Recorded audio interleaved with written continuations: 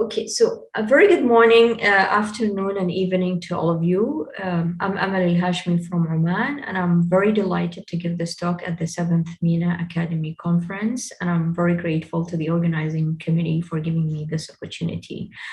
I have nothing to disclose in relation to this talk, and my talk will be about heart and brain.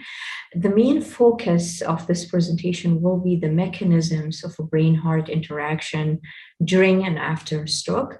And I'll shed light as well on some examples of stroke heart syndromes. And then briefly, I'll just introduce the topic and talk a little bit about the cardioembolic sources of ischemic stroke. And finally, I'm going to conclude. So, the heart-brain interaction is very interesting, evolving topic in neurology. And we know that cardiac sources has becoming increasingly important in terms of underlying etiology for ischemic stroke at all age, but in particular in stroke in the young. And we know also that atrial fibrillation is the most common source for cardioembolism, although the short-term monitoring for atrial fibrillation considered to be disappointing because of its low yield in terms of detecting paroxysmal AFib.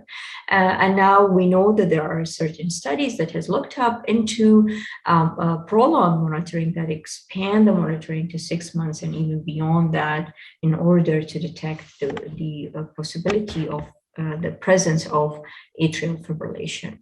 Not only heart or cardiac disorders or problems or diseases can cause stroke itself, but also cardiovascular complications are considered to be the second leading cause of post-stroke mortality.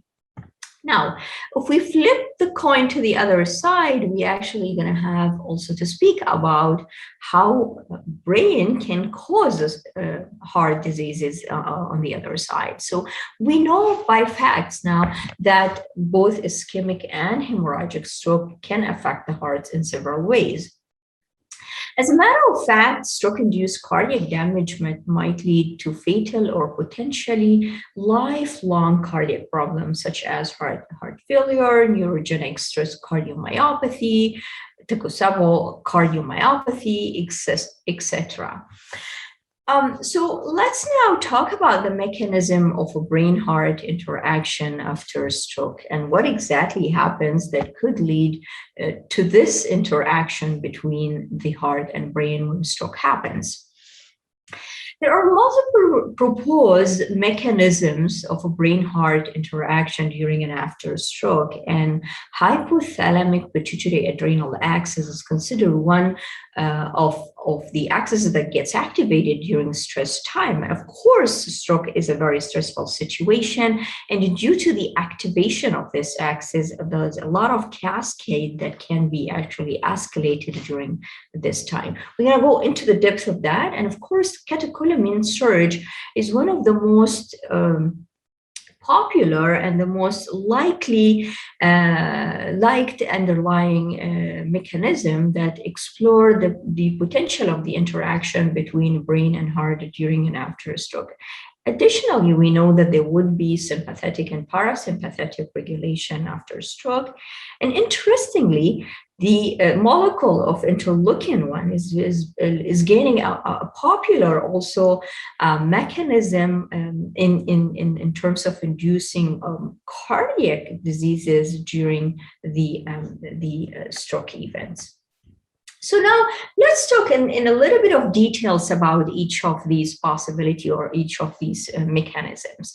So as we know that the hypothalamus actually, when we get stressed, the paraventricular nucleus of the hypothalamus is going to stimulate the anterior portion of the pituitary gland through the corticotrophin releasing hormone, leading to the stimulation of anterior pituitary to release the adrenal corticotrophin hormones. It can stimulate the adrenal glands actually to release cortisol. And we know as the severity of the stroke increase, the serum cortisol is going to be higher, and this definitely going to affect eventually the mortality of post-stroke because of the neurotoxicity that can happen because of the increased levels of serum cortisols.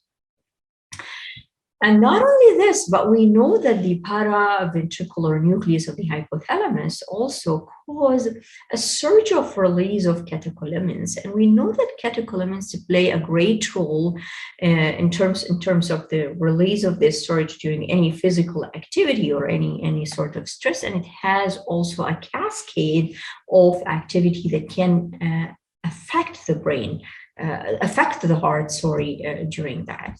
So let's look at what happened with that. So here we get the hypothalamus with a paraventricular nucleus, which works on both sides, works on the lateral rostral ventrolateral medulla, where actually the cardiac afferents and parareceptors activity and even inputs from higher brain regions into the sympathetic outflow to the heart is located. So the paraventricular nucleus of the hypothalamus actually interact and stimulate retroventral lateral medulla.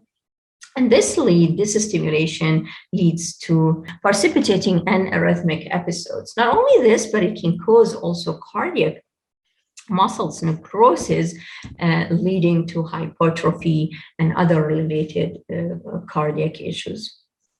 We also know that a paraventricular nucleus of the hypothalamus actually, through glutamates, to activate N-methyl aspartate acid receptors. And this has a negative influence on the rhythm of the heart, and then can induce what we call it arrhythmia. Now, if we look at this figure, and we know that the activation of the sympathetic and parasympathetic nervous system also lead to catecholamine surge or release, in addition to the catecholamine coming from the hypothalamus, pituitary, adrenal axes. So there would be huge catecholamine surge release during stroke. This can cause cardiomyocyte necrosis and hypertrophy fibrosis, leading to cardiac dysfunction. Additionally, we know that when stroke happens, there would be a cascade of inflammatory reaction with microvesicles release and a lot of macrophages that can actually stimulate the systemic inflammation and vascular dysfunction and cause a thrombosis. And so this can lead also to cardiac dysfunction. And interestingly, interleukin-1 as a molecule has been gaining a very important role to play actually in the inflammatory reactions that happens post-stroke or during the stroke event. So there would be a systematic release of interleukin-1 and a lot of inflammatory cells that actually, in terms of macrophages stimulation, leading to fibroblasts. And if you look at this cascade of myofibroblast, it actually lead to what we call fibrosis, and eventually this could lead to one of the stroke heart syndromes, which is the arrhythmia.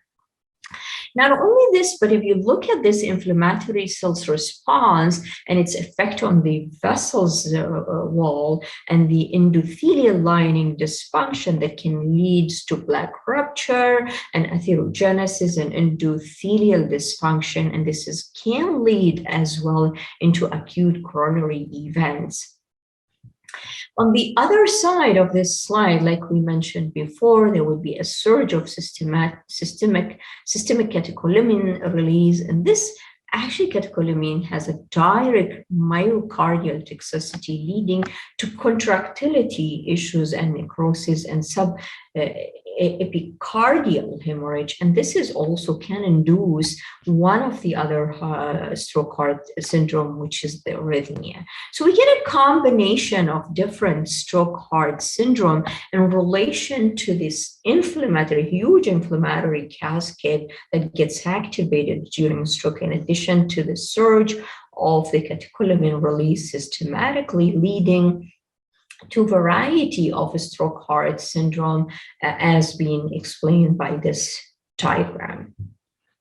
Now, if we go now and talk more in details about the examples of stroke heart syndrome, this can be divided into multiple and different numerous actually stroke heart syndrome. So we have ischemic and non-ischemic myocardial injuries, and this would lead to the increase in the cardiac troponin or elevation in the cardiac troponin when it gets measured.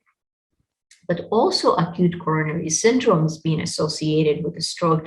And we have seen, even personally, at the personal experience, stroke presenting with acute MI and sometimes non-MI acute syndromes as L syndrome. Not only this, but stroke can actually induce left ventricular dysfunction, whether the asymptomatic type or also aggravated to lead to symptomatic one, and also heart failure. In addition to that, we have also electrical abnormalities such as asymptomatic ECG changes in atrial fibrillation detected after a stroke as well. So you can see that there are different varieties of stroke heart syndrome that can be actually induced by the stroke. So stroke is quite a very stressful event to the heart because of all these cascades activation. One of the interesting also syndromes is what we call it Takotsubo cardiomyopathy, which we know from before that is actually associated with the subarachnoid hemorrhage. But now we also discover that it's not a rare complication of acute ischemic stroke, and it is associated with it. And it's usually defined as a transient reversible ventricular ballooning, which can happen post-stroke, and usually it's asymptomatic, and it has the characteristics mainly of affecting old females, and it has been seen in association with insular damage, with a prominent feature of stroke patients. Now, if we move to the effect of the heart in terms, so we talked now about cardiac diseases actually induced by stroke, the event of the stroke, but also on the other side of the coin, we can have the cardiac causes that cause a stroke as well, and we know that the cardioembolic sources of ischemic stroke is very common, and embolic sources can be due to multiple different numerous locations, such as left ventricular thrombi, cardiogenic emboli, arterial fibrillation, flow reduction, carotid stenosis, carotid plaques, intracranial atherosclerosis, and penetrating artery diseases, which is actually the cause for small vessel disease. So you can see that the stroke can be cause of multiple embolic sources coming from the heart along the entire distribution of the heart and the aortic arch, and the final distribution of the vascular supply to the brain. And interestingly, over the years, we have witnessed also that stroke subtypes in ischemic stroke has the percentage of the underlying etiology has changed and evolved over time. So you can see that before 2005, for example, we had more of stroke subtypes in ischemic strokes related to large artery disease or large vessel occlusion. versus this percentage actually got declined to 26% after 2009. But look at the huge dramatic increase actually in the cardioembolic causes as an underlying etiology for ischemic stroke. And you can see that the percentage jumped from 23% before the 2005 to 56% after 2009. And I'm sure these percentage will tend to change with time, and maybe we're going to see more cardioembolic sort of underlying etiology for ischemic stroke. Now, I'm going to talk a bit about, for the sake of time, I can't elaborate, and this is by itself and a topic that we can talk for more than 20 minutes, is the stroke and atrial fibrillation, but I'm just going to touch a little bit on that.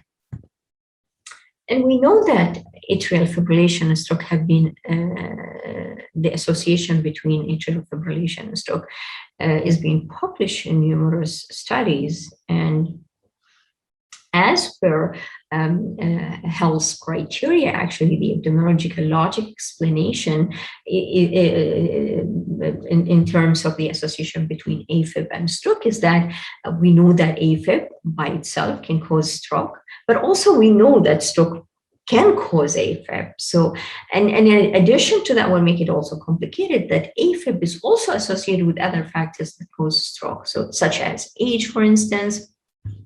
The more we advance in our ages, the risk of atrial fibrillation increase. And so there are three different epidemiological logic suggestion in terms of the association between stroke and atrial fibrillation. And we know also that patients with atrial fibrillation has, those patients with atrial fibrillation, they have elevated risk of stroke, considered to be 3 to 5 folds higher when we adjust for the other risk factors, the other modifiable risk factors, when they get adjusted. Still, the risk is very, very, very high.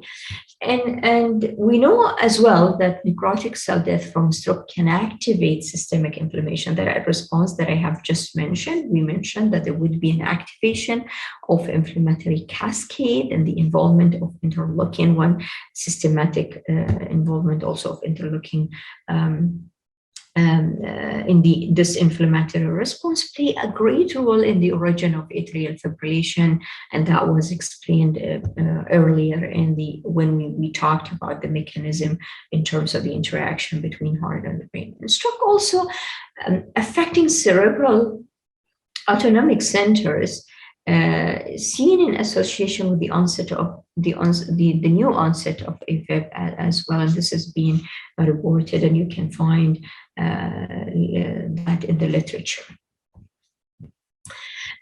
So by that, I would reach to the conclusion. So we can conclude by saying that there are multiple mechanisms being proposed to explain the relationship between stroke and heart. And we talked about some examples of stroke heart syndromes, and they are different, whether they're at the level of electricity of the heart, but there are others at the level of the cardiomyocytes themselves, the cardiac muscles themselves, or the valvular component of the heart. And we know that atrial fibrillation causes stroke, but stroke causes also atrial fibrillation, and also atrial fibrillation is associated with other factors that can cause stroke. So I hope in this presentation I managed to explain a little bit of the mechanism in regards to the interaction of brain and heart. And I'll be very happy to take any questions in the live session when we meet in a few days' time. Thank you for your attention, and I'm going to stop there.